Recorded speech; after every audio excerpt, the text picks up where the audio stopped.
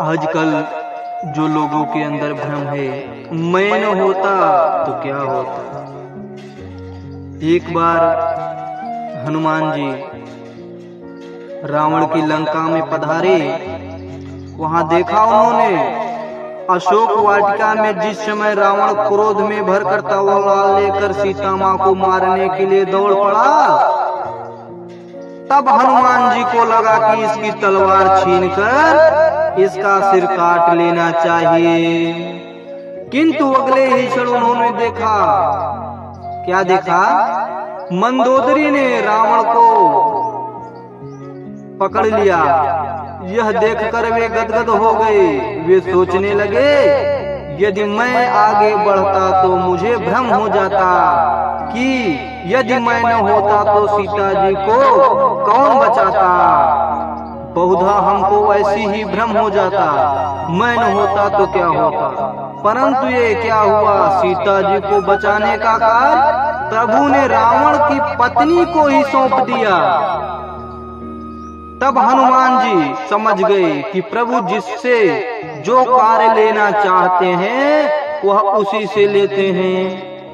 आगे चलकर जब त्रिजटा ने कहा कि लंका में बंदर आया हुआ है और वह लंका जलाएगा, तो हनुमान जी बड़ी चिंता में पड़ गए कि प्रभु ने तो लंका जलाने के लिए कहा ही नहीं, और त्रिजटा कह रही है कि उन्होंने स्वप्न में देखा है। क्या देखा?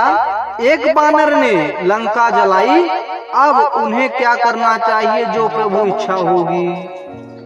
जब रावण के सैनिक तलवार लेकर हनुमान जी को मारने के लिए दौड़े, तो हनुमान जी ने अपने को बचाने के लिए तनिक भी चेष्टा नहीं की। और जब विभीषण ने आकर कहा कि दूत को मारना अनीति है, तो हनुमान जी समझ गए कि मुझे बचाने के लिए प्रभु ने यह उपाय कर दिया। आश्चर्य की पराकाष्ठा तो तब हुई जब रावण ने कहा कि बंदर को मारा नहीं जाएगा, पर पूंछ में कपड़ा लपेटकर घी डाला जाएगा और आग लगाए। तब हनुमान जी सोचने लगे कि लंका वाली त्रिजटा की बात सच थी, वरना लंका को जलाने के लिए मैं कहां से घी, तेल, कपड़ा लाता और कहां आग ढूंढता। पर वह प्रबंध भी अपने भगवान रावण से ही करा दिया।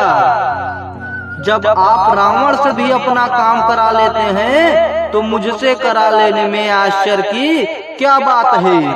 इसलिए हमेशा याद रखिए कि संसार में जो कुछ भी हो रहा है वह सब ईश्वरीय विधान है। हम और आप तो केवल निमित्त मात्र हैं। इसलिए कभी भी ये भ्रम न पाले कि मैं न होता तो क्या होता।